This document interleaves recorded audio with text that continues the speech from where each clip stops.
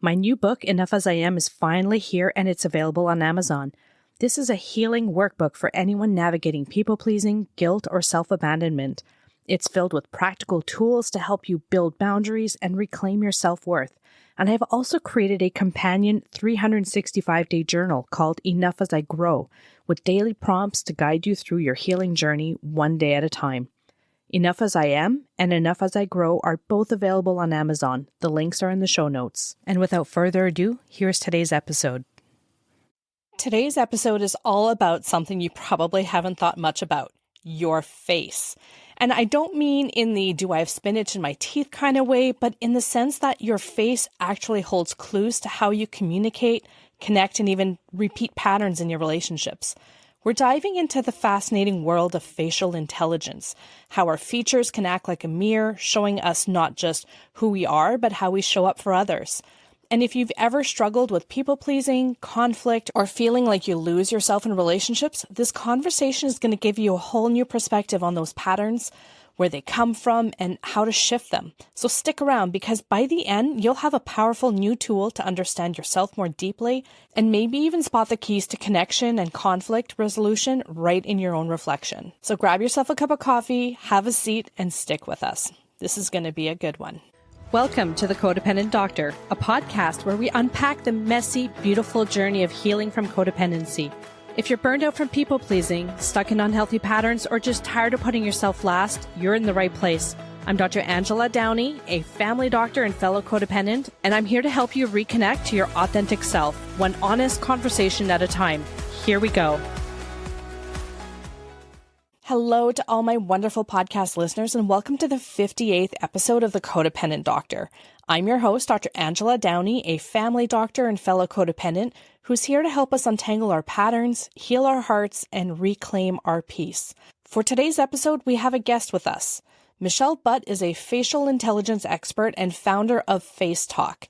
With training in Chinese face reading, linguistics, and philosophy, she created a system that helps coaches, healers, and leaders decode facial features to spark breakthroughs, deepen relationships, and create lasting change. I'm really excited to have Michelle on the show because what she teaches us is so different from anything we've talked about before. The idea that our face can actually give you insight into your patterns, your power, and even how you connect with other people. This feels like a totally new doorway into self-awareness and healing. I can't wait for you to hear her take on this. Welcome, Michelle. I'm so glad that you're able to join us today. How are you? I'm doing really well. How are you? Good. I hear you're in Canada, just like me. I am. Yeah, I'm in Ontario. That's amazing. Enjoying the summer while we can. Exactly. Yeah. Michelle, one of my traditions on the show is that we discuss what we're grateful for, because when we stop to think about what we're grateful for, it helps our brains focus on what's working instead of what's missing or what's broken. So I'd like to ask, is there anything that you're grateful for today? Yeah, absolutely. Well, I am grateful for, in this moment, this beautiful space that I'm in. We've spent the last 2 years building a house that is our second home, and it's finally done. So we get to spend some time here, and it just feels amazing. So I'm very grateful for that. It's nice when the work is finally done and you actually get to appreciate it instead of just worrying about baseboards and paint swatches and things like that. Yeah. So as for me, I'm really grateful. I've got this great group of friends, and I'm super introverted, but my partner is more on the extroverted side. And she's got these great friends who she's been meeting with regularly, and now she's brought me into that fold. So I'm loving all the great people that I've gotten to meet, and we still get together every month, rain or shine, and we just got together this weekend, and I'm really grateful for all the new people I've met, and she's really kind of gotten me out of my shell, because I would rather just kind of sit at home in my bathrobe, to be honest with you. And so it's nice being able to get out there and to meet people and to have great friends. And for all of you who are listening out there today, what are you grateful for? I'd love to know.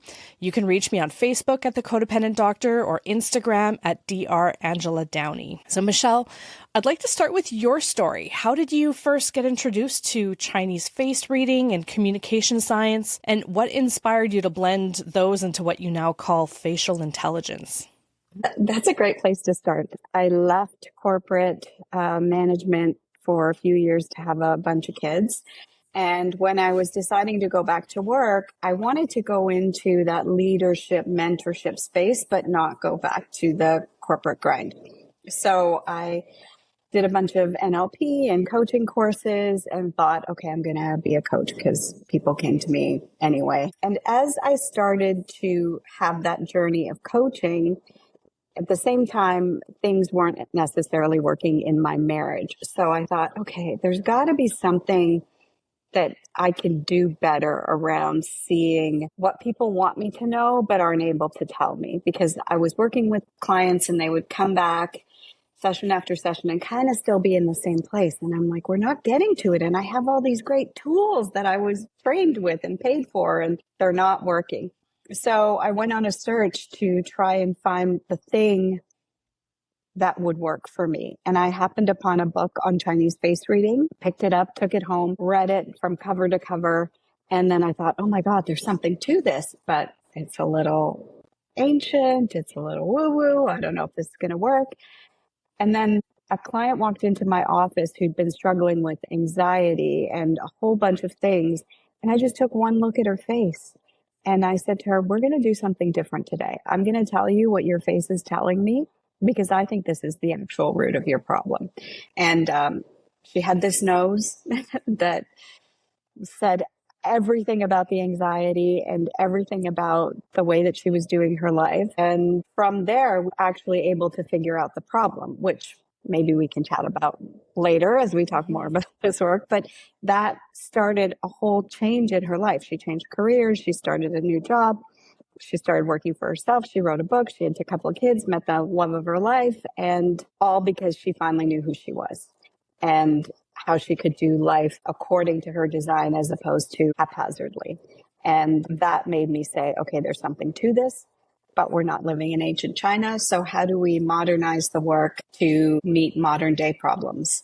And that's where facial intelligence came into play, because I had a degree in linguistics and communication. So I layered in those strategies with the face reading part and started facial intelligence. Okay, so this was news to me. I'd never heard of this before. So listeners who might be hearing about this for the first time, what exactly is facial intelligence and how different is it from just reading expressions or body language? Right. So it's very different from expressions and body language, although that is actually a layer in the advanced facial intelligence work. But really what it is it's looking at the features, markings, and wrinkles on our faces to understand our personality, our health, the way our emotions, the way we access our emotions. It's all about a personality blueprint that is part of your innate design, so the features that you're born with and that you grow into, but then also how you're actually doing life in accordance with or in opposition to that innate design by way of scars, wrinkles, changes in features, to understand who someone is, how they connect, how they communicate, how they do life. So it's more than just saying, "Ooh, did you just lie to me?" It's, "Oh, okay. What does that expression mean when you make it?" So like you've said that the face it's like a mirror to the mind and the spirit. So can you walk us through how someone might begin to read their own face to better understand themselves? Yeah. So there's four main things that any feature on the face can tell you. So one is where the work originally began, is it's a potential for a health marker. So face reading began in ancient China as a diagnostic tool for health. And as the ancient doctors started seeing, oh, okay, we can map each area of the face to the meridians in the body. So if anybody's ever had acupuncture, you know that all those meridian points, they were mapped out thousands of years ago. And they all kind of culminate in the face. So the face maps to the liver, the kidney, all the systems. And so any feature can tell you something about the state of those health markers. It can tell you about the personality and emotional set points of someone. It can tell you something about their time of life. So there's a spot on the face for each year from 1 to 100. So you can kind of map, oh, where did that scar, when you got that scar, where is it marking? What do those 2 times have to do with where you're at right now? And it also has, each feature says something about our intuition. So the type of intuition we have and that we have access to help us discern the intangibles in life. So that's all the information that we get from each feature. So is this like saying, oh, you've got, crow's feet, you got all these lines around your eyes, you must be like a really happy person because now you're smiling a whole lot. Is that what you're talking about? Or is it like, my nose is really big, therefore my liver must not be working properly? Like, I'm struggling to understand exactly how this works. It's both. So these are joy lines in facial intelligence, right? So you're exactly right. If you have them in abundance, then that usually means you smile a lot, a genuine smile. So those are the wrinkles that we like to see on faces and hope people never, ever get rid of.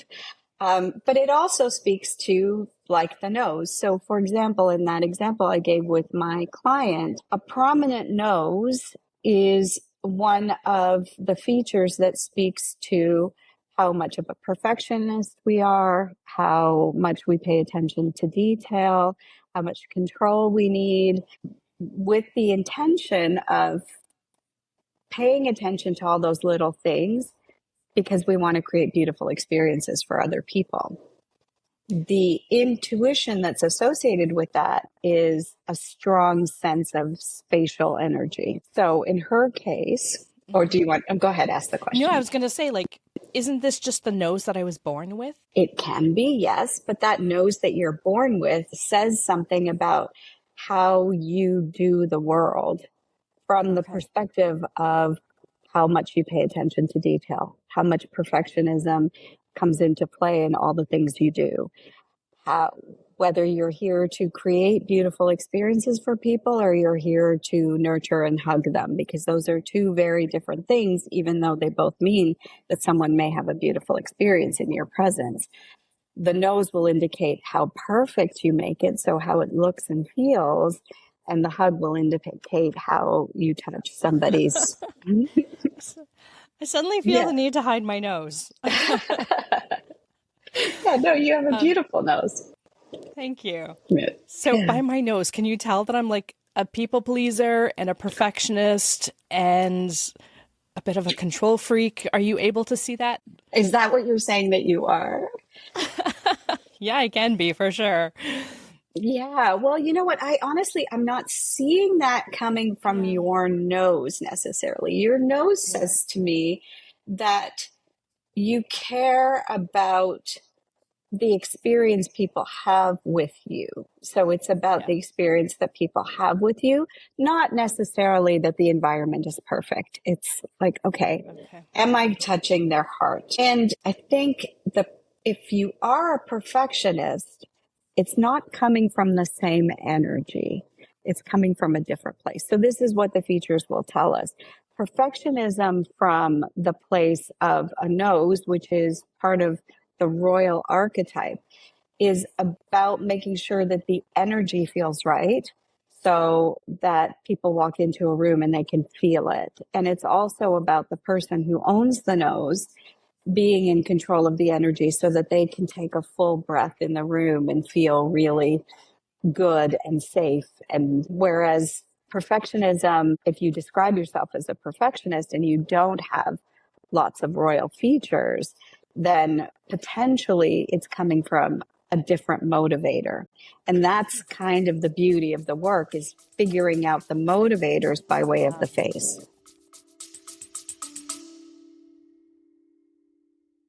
This episode includes a paid partnership with BetterHelp. 3 years ago, I hit a wall. I was so burnt out that I walked away from my family practice. I thought I hated it and might never go back. But what I really needed was to face my people pleasing, the chronic guilt, and the fear of conflict that had been weighing me down since childhood. It took a lot of therapy to work through those roots, but because of that, I'm able to come into medicine in a way that I actually enjoy again. That's why I believe that therapy is crucial. Not just when you're in a crisis, but for staying grounded and being the best version of yourself. I've been working with a credentialed therapist through BetterHelp, and it's been such a supportive part of my routine. After each session, I feel clearer and stronger. BetterHelp makes starting therapy easier. You fill out a short questionnaire and get matched with a therapist quickly. And if it doesn't feel like the right fit, you can switch anytime at no extra cost. With over 7,000 reviews and a 4.3 rating on Trustpilot, it's a platform that you can trust.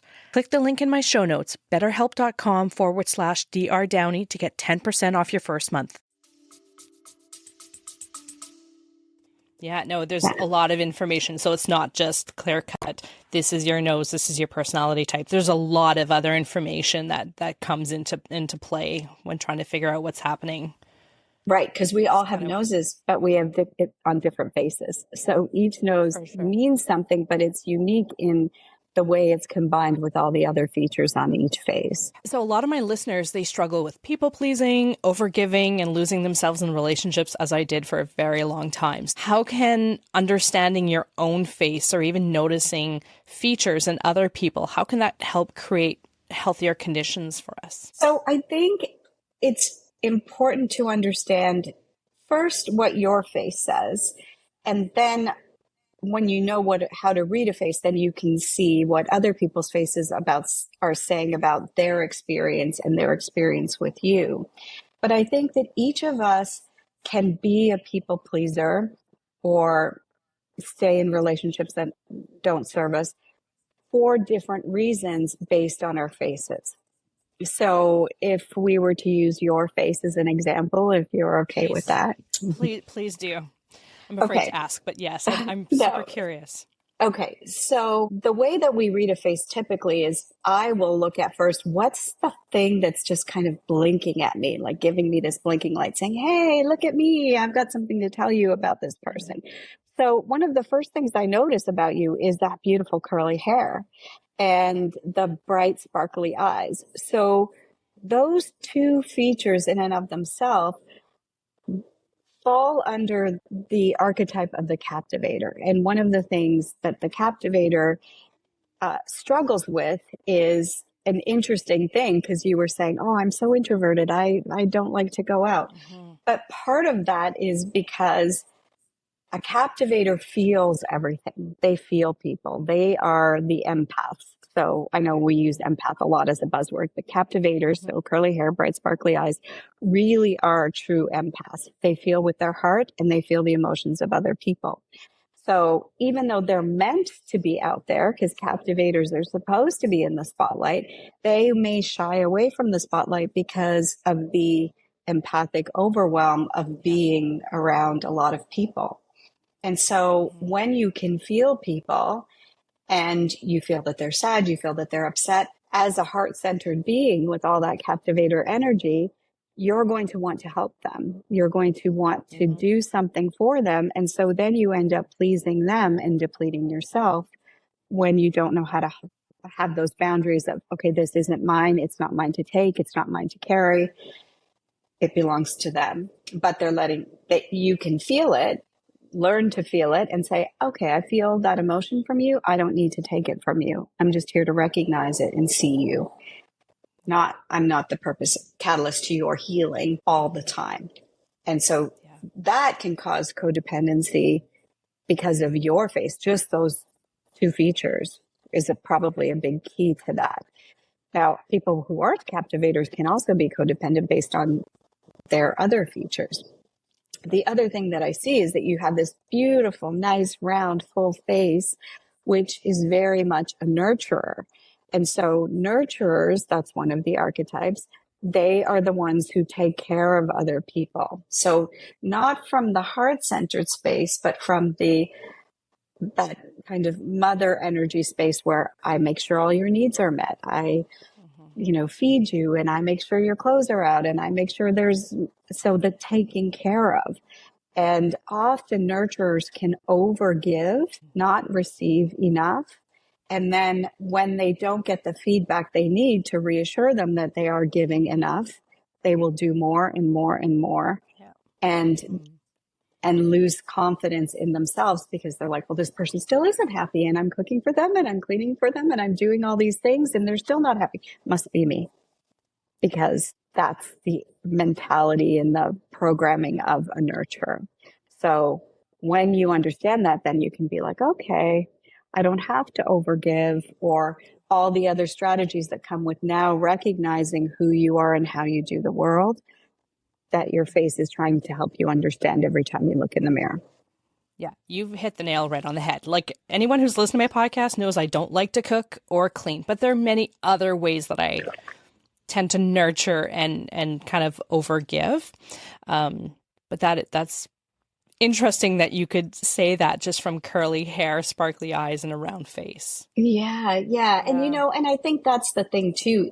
Nurturing means taking care of people, and that means anticipating their needs, knowing their needs. So it also means feeding them, but that means feeding their soul, feeding their heart, feeding. So it doesn't have to be as literal as cooking. It can be, I'm the one that will sit down and have a cup of tea with you and give you the hug. And, if you need something, I'm right there, that kind of person.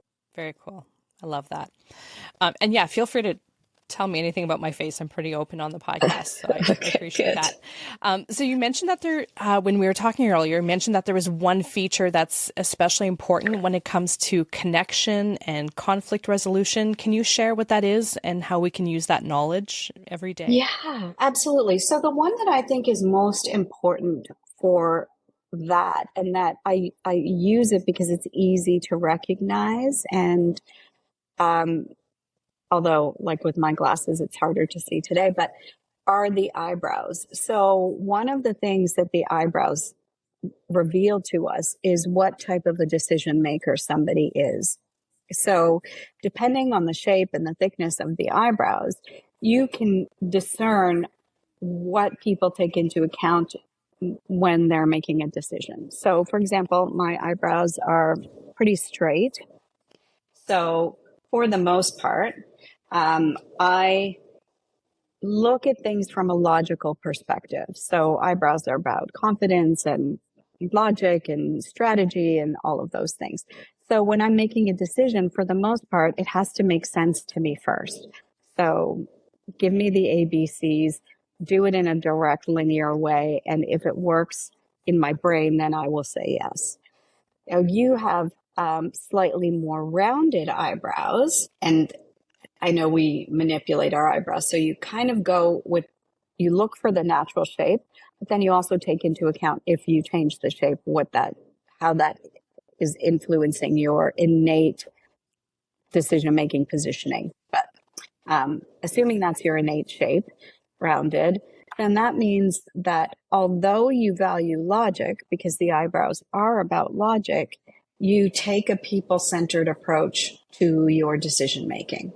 So that means that even if I gave you all the ABCs, if I didn't tell you how it would be good for the people in your life that are going to be influenced by that decision, it would still be harder for you to say yes until that was taken into account, because it's important to you to consider everyone, not just your own perspective. Does that resonate with you? Yeah. Does that change anything when it comes to conflict and trying to communicating with people in everyday life?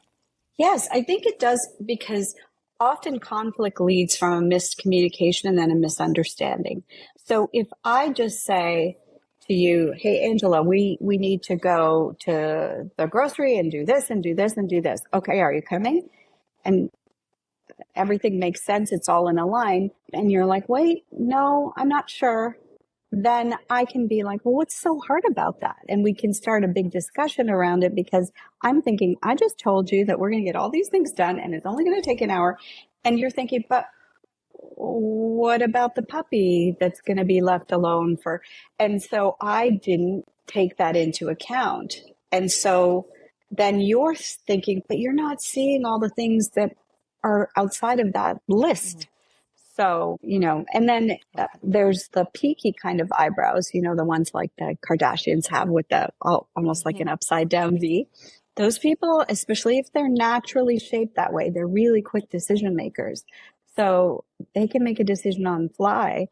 But people with your eyebrows or my eyebrows, we need a little bit more time to go through what's important to us. And so often like in conversation and communication, if I had peaky eyebrows, I'd be like, okay, just make a decision now. And you're like, but wait, I need to. And so Okay.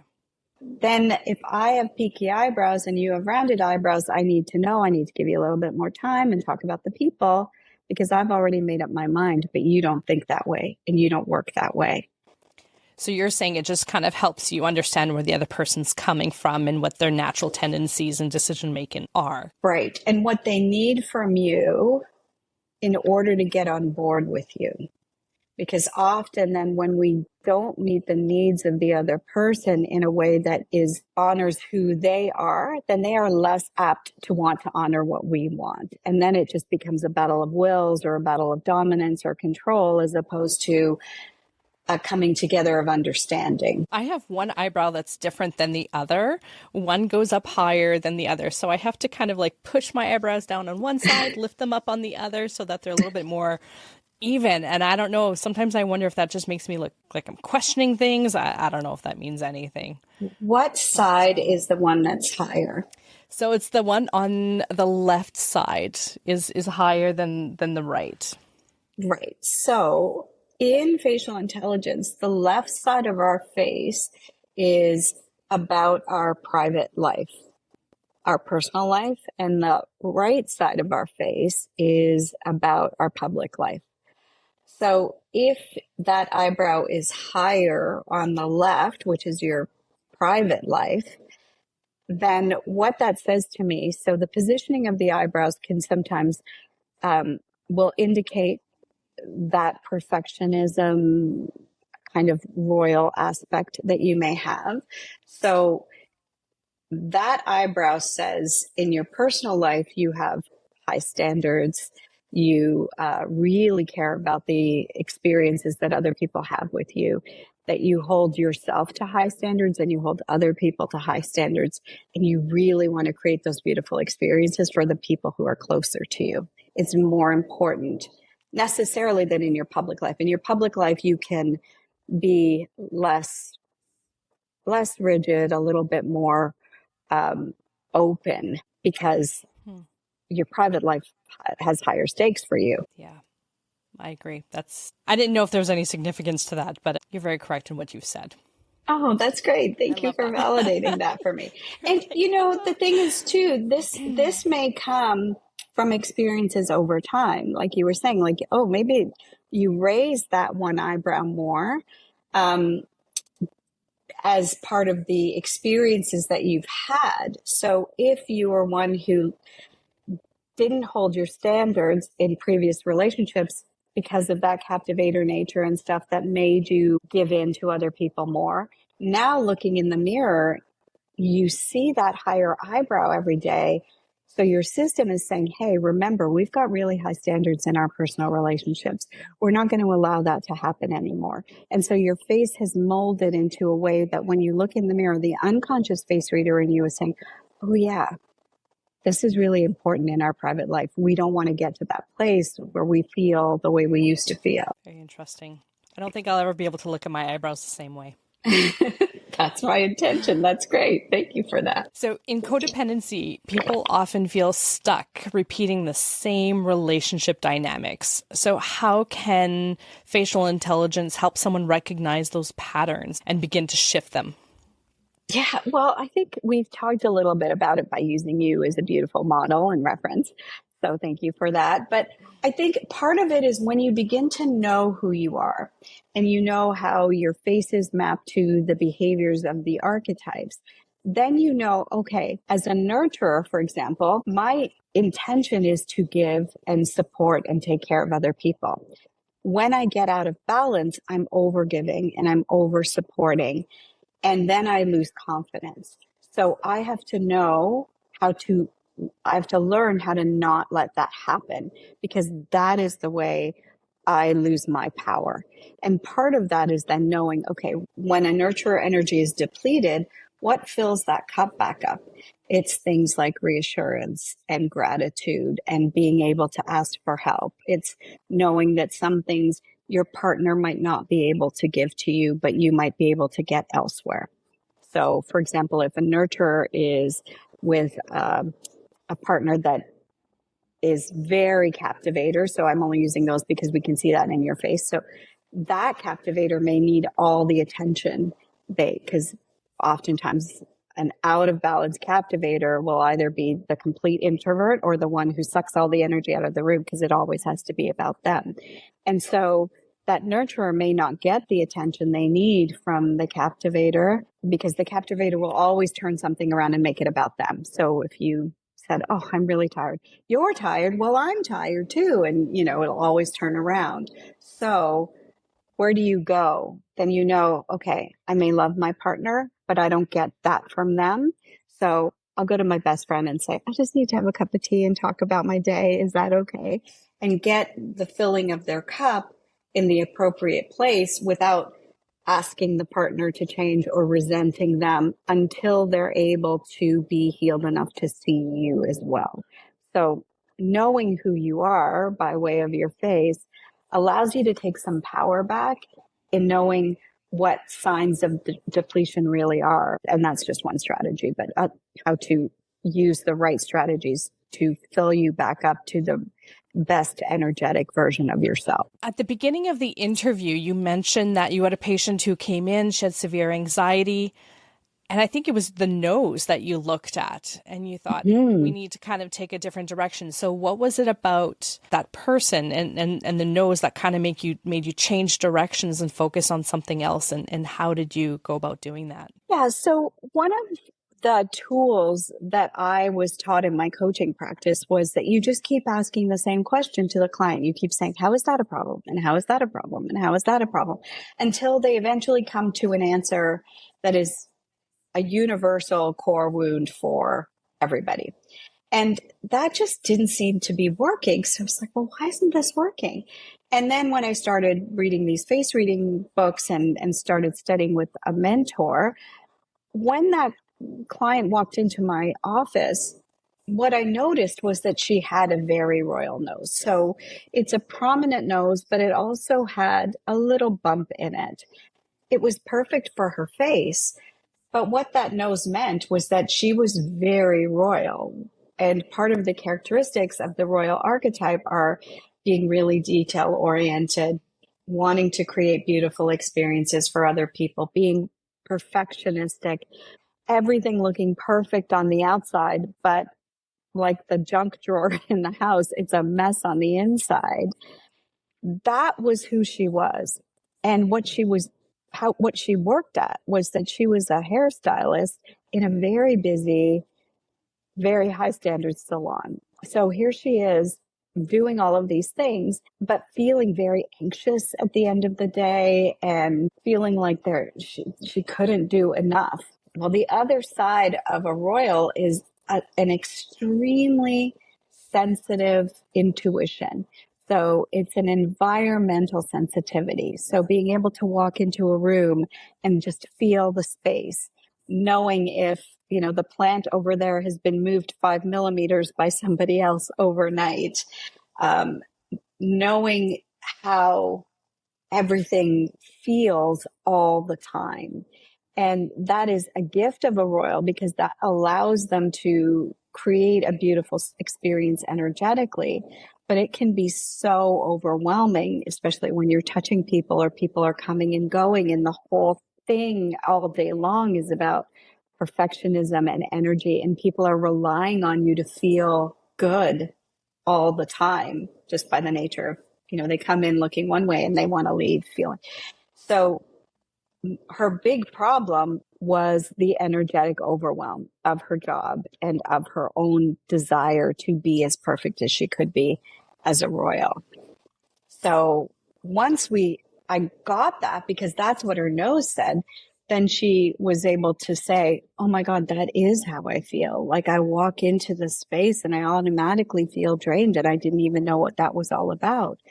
So we began, and she'd never thought about energy that way and never thought about any of that. So after that, she started her own journey. So she left the salon and created a salon in her home where she controlled the energy. She controlled how many people came in, only took her own clients, and then went on to study yoga and Reiki to learn how to take better control of her energetic sensitivity in order to live more fulfilled in the world rather than drained all the time. And now that's what she does. She is a Reiki master, and she's written a book, and she teaches other people energy management, because that's been her biggest issue her whole life, was managing the energy in the spaces around. And we wouldn't have gotten there if I didn't see it in her nose.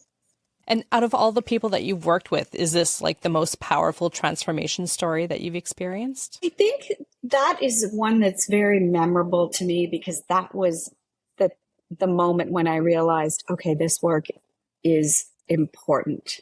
This work helps people see themselves, and it can change the way they do life.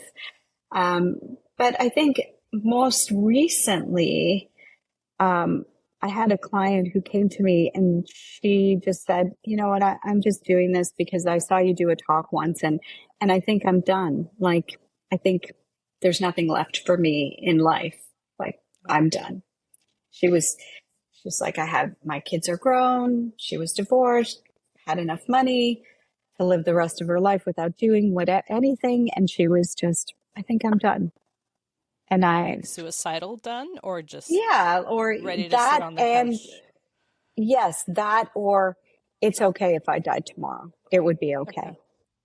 But I said, well, you can't be done because you're here. So what do you need to see?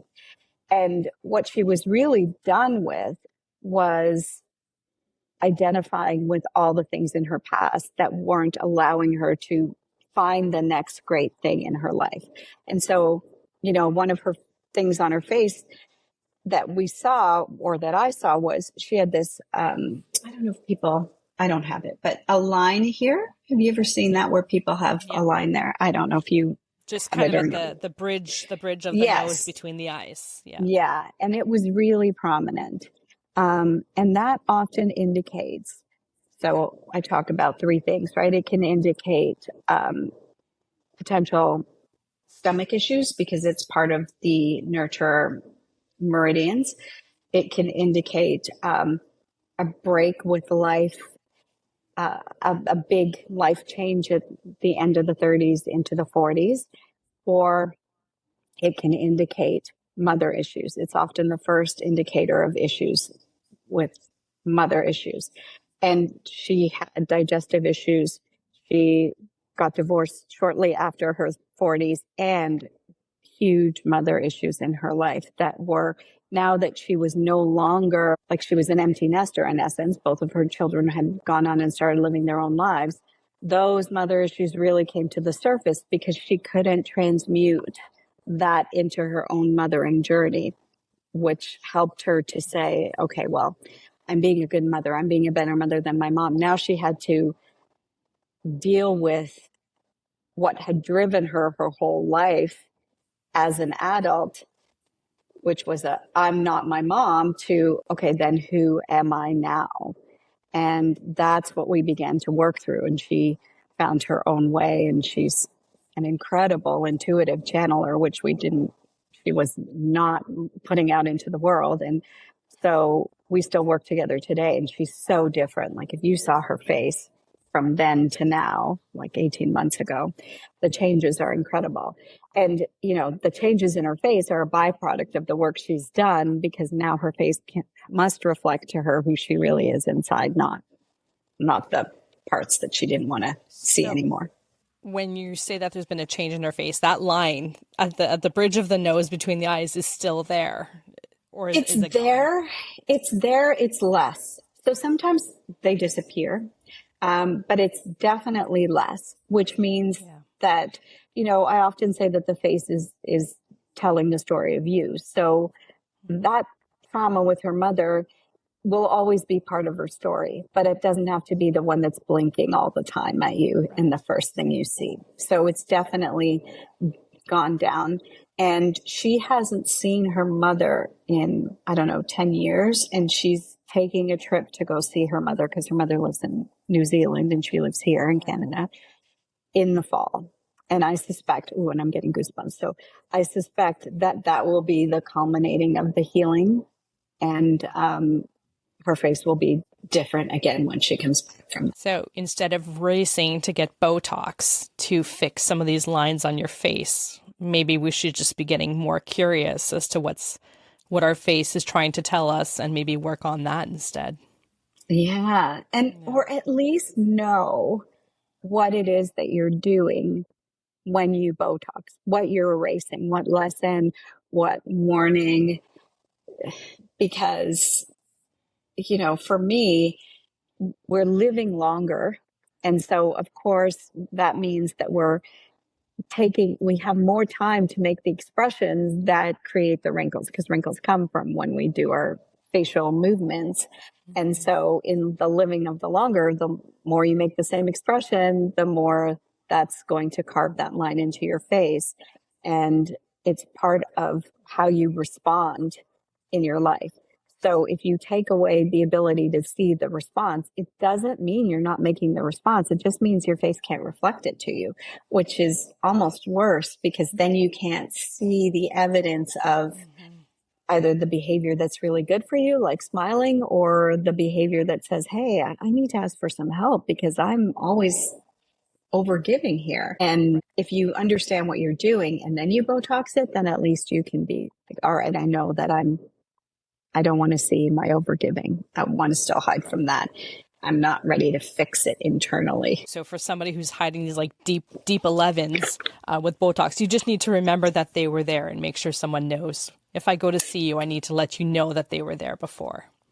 Yeah, like nowadays, because fillers and Botox are so common, part of my intake is I say, have you had any cosmetic surgery or procedures so that I understand the face that I'm looking at in the moment? Because one of the times early in my career, I was like, okay, this work is infallible. Everything I say, people are always like, yep, yep, yep. And I was working with a woman and I said to her, because she had no lines on her forehead, and the forehead represents the decade of the 20s. And usually that's where we get all our surprises. So it's the lines that show up are records of the lessons that we've learned in that coming out stage of our life. And she had no lines. And I said to her, wow, you must have had a really nice decade. And she said, oh no, it was horrible. All of these things happened. And I was like, oh, okay. Am I wrong? And then later on in the session, she said, oh, by the way, though, I Botox. And then I said, oh, okay.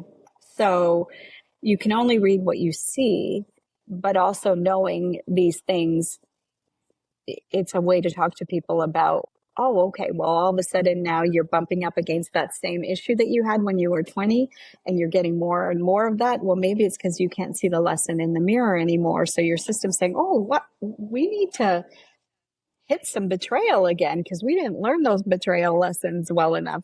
I don't see it in the mirror. So, our face is a record of our life experiences for us as well to help protect us and guide us, not just to make us look older and deny that we've lived all these many beautiful years. I went to medical school in my 20s with 2 kids, and that definitely took a toll on my forehead. Yeah. Could definitely see it there. So for someone who's curious and maybe a little skeptical about this, what's a simple practice or exercise that they could try after listening to this episode to get a taste of facial intelligence in their own life? Well, I think, one of the things that I like to give people, especially people who are not so happy with their wrinkles, is a little exercise I call the 5-minute facelift. So if you're looking in the mirror and you're like, oh, I don't like that line, or I don't like these lines, like those 11s or whatever, then part of understanding what your face is trying to tell you is knowing that you are making an expression that's causing the line. So what I suggest people do is put a little piece of tape across the place where the line is, when you're alone, of course, and just go through life for 15 minutes, half an hour. And when you feel that tape pull, know that you're making the expression that's causing the line, and stop and think about, what am I thinking? What am I feeling? What's happening right now? Because that's what your face is trying to tell you. Like, oh, every time you make this face, you're thinking about your mother-in-law and how critical she is of you because you just are doing the dishes and she tells you do the dishes wrong all the time. It's like, oh, okay, doing something that invokes a memory of somebody criticizing me. And that's why I'm making this super critical face. What if I didn't, what if I stopped bringing up that memory? What if I had a conversation with them? What if I realized it doesn't matter how I do the dishes. They're my dishes. That's how our face tries to speak to us, but we don't recognize that. So with the tape, especially around things like wrinkles, which are easier to know, then you can do a little bit of a self-assessment to say, okay, start journaling around that with various things. And then you're accessing your own internal face reader and understanding what she wants you to know. Do you find that a lot of people stop you and ask you about their face? Like, you must go to a dinner party and people are just like, what does my face tell you right now? Yeah, I often get that. I will get people saying, oh, what does my face say? Or they hide their face, or they'll just be like, oh, it says I'm really tired, right? And I'm like, well, I don't know. But yeah. So it's one of those things. It's like intuition. It's always there, but you kind of either keep it in the background or you keep it in the foreground, depending on whether you're working or not. Yeah, I'm sure people are very curious about what you do and what their face says about them. Michelle, where can people find you? Probably the best way to find me is on Instagram. It's just Michelle M. Butt. That's my handle. Or facialintelligence.co. There's a channel there for that too. And I post tips and things like that there. That's the best place. Perfect. And you've got a free masterclass as well. So I'm going to put a link to that in the show notes. I'm going to put the links to your social media and your free masterclass. Michelle, thank you so much for being here today. This was a really fascinating conversation. I've never had anybody read my face. It was a little bit intimidating, but I appreciate your kindness, and you were so on the mark with many, many of the things that you've said. And I know that a lot of my listeners are going to get a lot out of this and see some of this in themselves as well. It's probably going to help their relationships, especially if their partner's got really peaky eyebrows. And, maybe they might react to the relationships a little bit differently after hearing this. So I really appreciate you sharing your wisdom, and it's been a real gift to have you here. Oh, thank you so much. Thank you for letting me share this work with you and being such an open canvas for me to demonstrate the work. Well, in the podcast, I've been pretty open, so I don't think there's too much left to hide. So, and to all my listeners, thank you so much for hanging out with us today. If you'd like the episode, I'd love it if you would share it with someone who needs to hear it, and heck, just share it with the whole world. I'd love to help more people out there. I'd also love it if you'd be so kind as to follow me and maybe leave a comment. I'm most active on Facebook at The Codependent Doctor and Threads and Instagram at Dr. Angela Downey. I wish you all a great week as you learn to foster a better relationship with the most important person in your life, yourself. I'll talk to you again in 2 weeks. So until then, take care for now, and you've got this. Thanks for spending time with me today. I hope something in this episode resonated with you. If it did, hit follow, subscribe, or share it with someone who needs to hear it today. The Codependent Doctor is not medical advice and doesn't replace speaking to your healthcare provider. If you're in a crisis, please go to the nearest ER or call 911 or reach out to your local mental health helpline. I'll be back here next week with more support, stories, and strategies because we're healing together. Hey there, I'm taking a quick break to share something that I think you'll love. I love to read, but if I'm being honest, I love audiobooks even more. And since I often get asked for book recommendations on codependency and recovery, I decided to put together an easy-to-read PDF with some of my top picks. You can grab the reading list by clicking on the link in the show notes. Plus, when you sign up, you'll also get my newsletter, which is packed with valuable resources for your recovery journey. If you're not into the reading list, but you still want the newsletter, then there's no problem. There's a link for that too. I hope you find some great reads in there. Now, let's get back to the episode.